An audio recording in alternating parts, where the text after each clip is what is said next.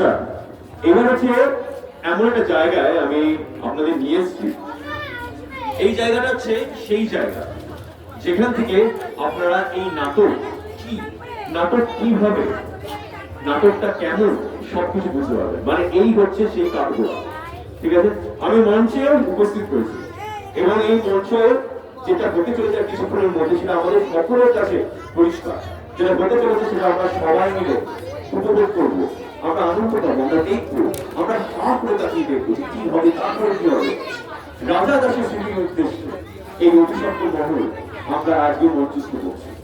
এবং এবং আরেকটা কথা যেটা না বললেই না, এই নাটকে আমরা পরিচালককে তো জানলাম তিনি হচ্ছেন ক্যাপ্টেন, তিনি সব, কিন্তু তার পাশাপাশি এমন কিছু মানুষ আছে যাদেরকে আমরা দেখতে পারি না, যারা পর্দার পিছনে থাকে, যারা আড়াল থেকে আমাদের যেরকম ভাবে সাহায্য করে, আমাদের পাশে থাকে। তার জন্য ভাবে নাটকের কিছু কিছু মুহূর্তগুলো আপনাদের মনে চিরকালের মতো থেকে যায়। তারা কারা জানে? তারা হচ্ছে আলোক সজ্জার মানুষ, তারা হচ্ছে মেকআপ, মেকআপের সাথে আমি পরিচয় করিয়েছি। তারা হচ্ছে সাউন্ডের লোকেরা, তারা হচ্ছে মিউজিশিয়ানের লোকেরা। এবং আমি যখন এই মঞ্চে চলে এসেছি তাদেরকে আমি কাছে পেয়ে গেছি, যে একটা বিরাট ব্যাপার। তাদের হাতে সময় খুব কম, কিন্তু আমি তাড়াতাড়ি তাদের সঙ্গে আমি পরিচয় সেরে নেবো।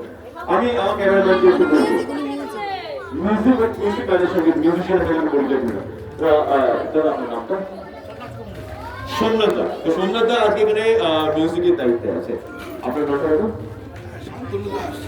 শান্তনু দাস। উনি কিবোর্ড নিয়ে অলরেডি বসে আছেন এবং কিবোর্ড কতটা ইম্পর্টেন্ট, কতটা হেল্পফুল আপনারা জানেন একটা কোনো যে কোনো প্রোডাকশনে। এবং আপনি আসুন এখানে, আমি ওনার সঙ্গে একটু পরিচয় করবো। আপনার নাম? মানিক মালাকার। মানিক বাবু আদর্শ সজ্জায় আছেন এবং আরেকজনের সাথে আমি একটু আগে কথা বলছিলাম, সেটা হচ্ছে গোবিন্দরা। উনি এই মুহূর্তে মঞ্চে হয়তো নেই, আমি দেখছি ওনাকে দেখতে পাই কিনা।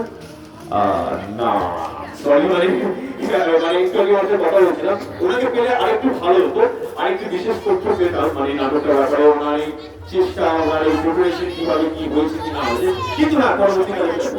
আচ্ছা, এইবার যেটা বলা দরকার, আপনারা কিন্তু সেই বাড়িতে বসে আছেন, এতক্ষণ অনেকটা সময় আমরা কাটিয়ে এসেছি, অনেকক্ষণ ধরে আমি কথা বলছি, কিন্তু আমি দেখতে পাচ্ছি যে এখনো যে এখানে যত চেয়ার্স আছে সেগুলো ফাঁকা। এরকম ভাবে কিন্তু হবে না, এরকম ভাবে কিন্তু চলবে না। চেয়ার্স কিন্তু ভর্তি হওয়া ইমিডিয়েটলি দরকার, কুইকলি দরকার। যত তাড়াতাড়ি সম্ভব আপনারা বাড়ি থেকে বেরিয়ে আসুন। বাড়ি থেকে কি হবে? আনন্দ উপভোগ করুন, শীতকালের সময়, তাই না? চলুন দেখা যাক কি হয়।